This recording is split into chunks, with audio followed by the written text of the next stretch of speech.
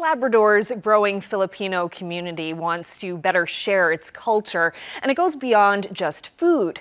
A recent event had people sharing personal stories from the hardships of coming to Canada to adapting to the cold. Here Now's Daryl Din was there.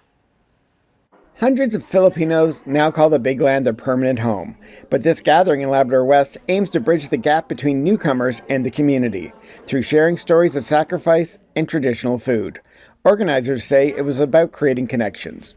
Filipinos represent a large part of the population here, so making them feel welcomed, included, valued by the status is very important. Plus, we get to learn.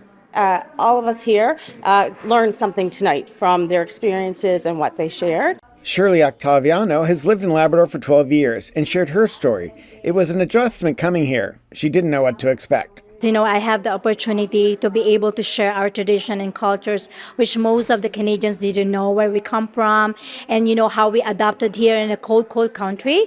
But you know what? I'm very grateful, to be able to adopt their culture as well. Now, had you ever heard of Labrador before you moved to Labrador? No, not even once. I'm serious. Eunice Earl offers a unique perspective. Half Filipino, half Newfoundlander, they grew up on the island surrounded by both cultures. Well, where I grew up, there was actually a Filipino association, so it brought a large number of Filipinos together. So I did learn culture. I did learn these cultural dances, the cultural songs. While I probably didn't understand most of them, I still learned them, and that was very important growing up. So that was something I valued. Many, Earl says, don't realize the sacrifices involved in coming to Canada. It's an aspect of life that us in North America, Canada, really can't grasp.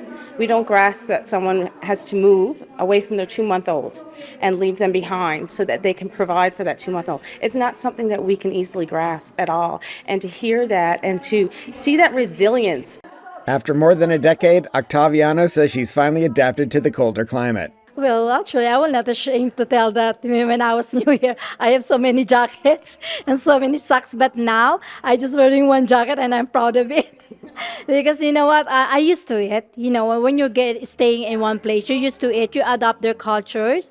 The evening was full of stories, laughter, some tears, and plenty of leftovers to take home. Daryl Din, CBC News, Labrador City.